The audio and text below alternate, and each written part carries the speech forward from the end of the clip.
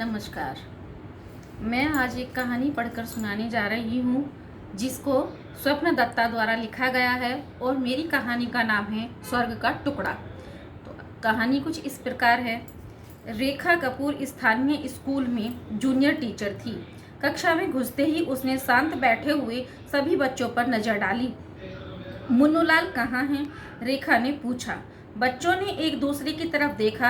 हरीश मुंह छिपाकर हंसा और छोटू को पौनी मारी। किट्टू ने रानी की ओर देखकर सिर हिलाया। कक्षा में अधिकतर बच्चों को मुन्नू के बारे में पता था, लेकिन किसी ने भी नहीं बताया। रेखा बेसब्री से चिल्लाई, बताओ कहाँ है?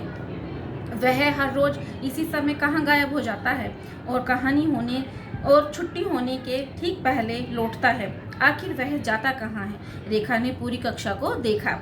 सभी बच्चों के चेहरे भावहीन थे। पीछे वाली बेंच पर बैठने वाला मिठू कुछ कहने ही वाला था कि बगल में बैठे हुए सोनू ने इतनी जोर से पसलियों में मारा कि उसको वह चुप रह गया।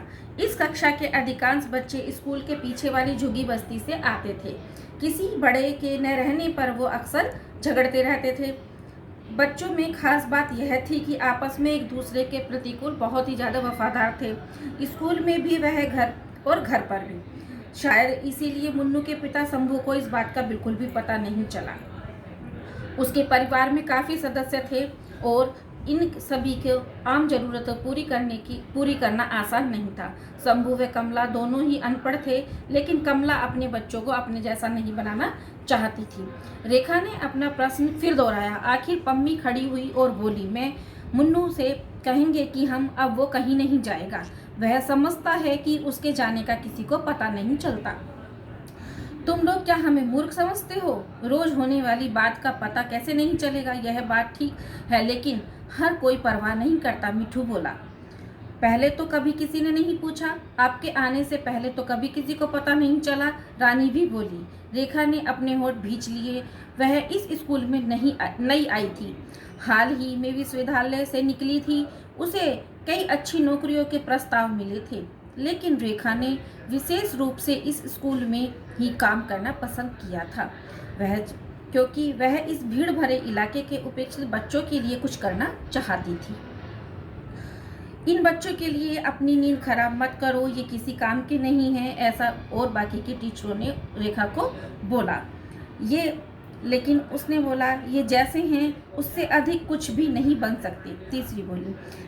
इन लोगों के दृष्टिकोण और उदासीन रवैये को देखकर रेखा को बहुत बुरा लगा।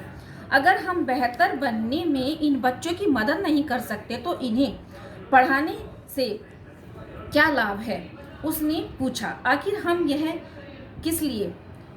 हैं किस लिए? क्योंकि यहाँ कोई झंझट नहीं है और वेतन भी अच्छा मिलता है। हमारे ऊपर हुक्म चलाने वाला भी कोई नहीं है। दूसरी हंसी। झुग्गी झोपड़ी में रहने वाले बच्चों के लिए सिर खपाना मूर्खता है, तीसरी ने कहा। मैं इन बातों में से सहमत नहीं हूँ, रेखा ने दृढ़ता से कहा। तुम अभी नई आई हो रेखा, बहुत जल्दी तुम्हारा स्वर भी बदल जाएगा। और सभी एक साथ हंस दी। मुन्नू इस समय अपने प्रिय गुप्त स्थान की ओर बढ़ा चला जा रहा था। उसका गुप्त स्थान था बड़ा व लंबा पार्क, जिसमें कई सारे फव्वारे लगे थे और एक कृत्रिम नदी एक किनारे से दूसरे किनारे तक बह रही थी। नदी का तल नीला दिखता था और इसके दोनों तटों को कोमल हरी घास से सुंदर ढंग से हरा बनाया गया था। मुन्नू को यह संसार की सबसे प्यारी जगह लगती थी। वह कोमल हरी घास पर लेट गया। काश उस गंदी और भीड़ भरी झुग्गी के बजाय वह यहीं रह पाता।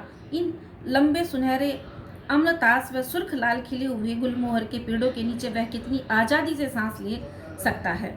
चिड़ियों का चहचहाना और एक पेड़ से दूसरे पेड़ पर फुदकती हुई लहरियों को देखते रहना कितना आनंददायक है। मुन्नू ने अपनी आंखें बंद कर ली और उन दिनों को याद करने लगा जो अब एकदम अजनबी और अवास्तविक लगने लगे थे। गेहूं, चने और मक्के के लंबे चौड़े लहलाते खेत, जब उसके पिता, ताऊ, चाचा और दादाजी सभी मिलजुल कर काम करते थे। नीची छत वाला घर था जिस पर फूलों से भरी बेलें लदी रहती थी और ऊपर खुला साफ नीला आकाश था। उसे उसे इन सब की बहुत याद आती, इसलिए वह रोज इस पार्क में आता था। उसे लगता था जैसे यह पार्क उसे हर समय पुकारता रहता है। स्कूल की आधी छुट्टी होते ही यहाँ भाग आता था। किसी का इस बात की ओर ध्यान नहीं था। इस भीड़ भरी कक्षा में यदि एक बच्चा कम हो भी जाता था तो क्या पता चलता था। तुम्हें अपना गांव इतना प्यारा है तो यह यहाँ क्यों आए? मुन्नू के दोस्त उसे प्राय पूछा करते थे। सूखा पड़ जाने के कारण मुन्नू ने बताया सारे पैसे खत्म हो गए और बाऊजी को यहाँ आना पड़ा। उन्हें अपने बहुत से खेत बेचने पड़े क्योंकि ताऊजी की अपनी बेटी की शादी के लिए पैसे की जरूरत थी। बची कुची जमीन दादाजी ने बुआ के ब्याह में बेच दी। घर का खर्च चलाने के लिए बाऊजी को काम ढूंढना ही था। तो तुम लोग को गांव में छोड़कर अकेले चले आते। उनकी देखभाल के लिए अम्मा को भी आना पड़ा और फिर हम अकेले वहाँ क्या करते। मुन्नू के दोस्तों को शहर में रहने में कोई आपत्ति नहीं थी। उन्हें शहर की चहल पहल पसंद थी। यहाँ कुछ न कुछ होता ही रहता था। इन बच्चों को हरे खेतों का कोई शौक नहीं था और न ही नीले आकाश का। जिस शहर में वे रहते थे वहाँ का आकाश काला धूल से भरा और थका सा था। कक्षा में रेखा ने पम्मी की ओर देखकर कहा, तुम मुझे बताओ वह कहाँ है? इस बार मैं उसे कोई सजा नहीं दूंगी, लेकिन मैं जानना चाहती हूँ कि वह क्या कर रहा है। सामने की बेंच पर बैठा चिटकू तुरंत खड़ा होकर बोला, मैडम मुझे पता है मुन्नू कहाँ है। स्कूल के पीछे वाले पार्क में घास पर लेटा। मुन्नू वहाँ रोज जाता है। वह वहाँ किससे मिलने गया है? रेखा ने कड़ाई से पूछा। किसी से नहीं, अकेला वहाँ बैठा रहता है और कल्पना करता रहता है कि अपने गांव पहुँच गया है। बिल्कुल पागल है, पम्मी ने कहा। रेखा को यह सुनकर बहुत अजीब लगा। उसे लगा कि पता करना चाहिए आखिर मामला क्या है। घंटी बजी और गणित की मैडम कक्षा में आ गई। रेखा कक्षा से बाहर निकल गई। उसे पता था पार्क कहाँ है। स्कूल से पार्क की दूरी बहुत कम थी, अतः कुछ ही मिनटों में वह वहाँ पहुँच गई और वहाँ पहुँचकर उसने कृत्रिम नदी के किनारे एक बच्चे को बैठा हुआ देखा। मुन्नू, रेखा ने धीरे से पुकारा। मुन्नू उछल पड़ा। उसकी आंखें डर गई थीं बिल्कुल। मैं तुम्हें यहाँ डांटने नहीं आई हूँ, रेखा ने उसकी ओर मुस्कुराते हुए कहा, लेकिन मैं यह जरूर जानना चाहती हूँ कि तुम यहाँ पर क्या कर रहे हो। मुन्नू चुपचाप खड़ा रहा। उसे समझ नहीं आ रहा था कि वह क्या कहे और कैसे कहे। बताओ मुन्नू, रेखा ने प्यार से कहा। मुन्नू के होठ थर्राए। इतने सालों बाद किसी ने उसे इतने प्यार से कुछ पूछा और उसकी आंखें आंसू से भर गईं।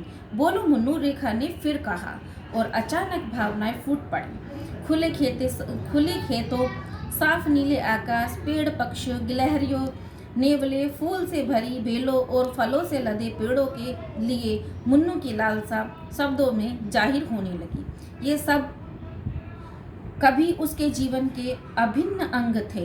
वह नदी जिसमें वह अटखेलिया करता था, पुराना बरगद का पेड़ जिस पर उसका झूला टंगा था, दादाजी की कहानियाँ, दादी के पकवान, भूसे के ढेर पर लेटकर चांदनी रात का आनंद और उसके गांववासी सारे दोस्त, चचेरे भाई बहन सब पीछे छूट गए। लेकिन तुम इसके लिए स्कूल क्यों छोड़ते हो?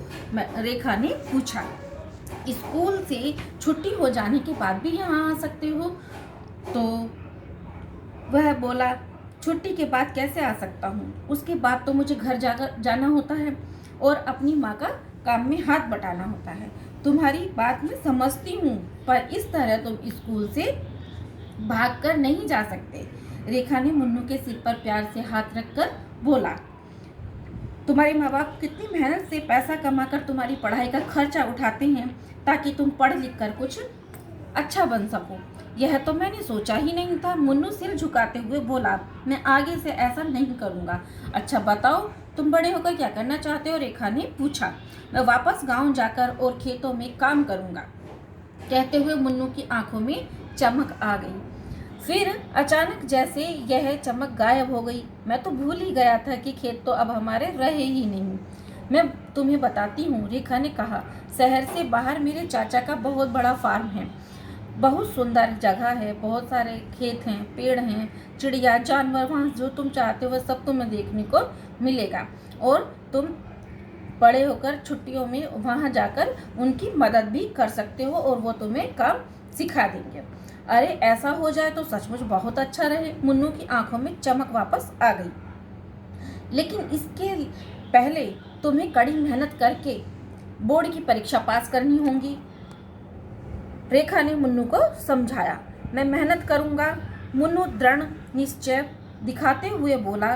रेखा जानती थी कि उसके साथी अध्यापिकाएं क्या कहेंगी। जिंदगी इतनी आसान नहीं, वे रेखा को समझाएंगी। तुम एक मुन्नू को काम दिलाने में मदद कर सकती हो, किंतु सारे शहर के में बसे उन हजारों मुन्नुओं को कौन काम दिलवाएगा? क्या तुम सभी को काम दिलवाओगी? यह तो कोई समाधान नहीं है। शायद वे ठीक कह रही हैं। मुन्नू के साथ लौटते हुए रेखा सोच रही थी, किंतु हर काम की शुरुआत कहीं न कहीं से तो होती है। आखिर यह भी तो एक शुरुआत ही है। धन्यवाद।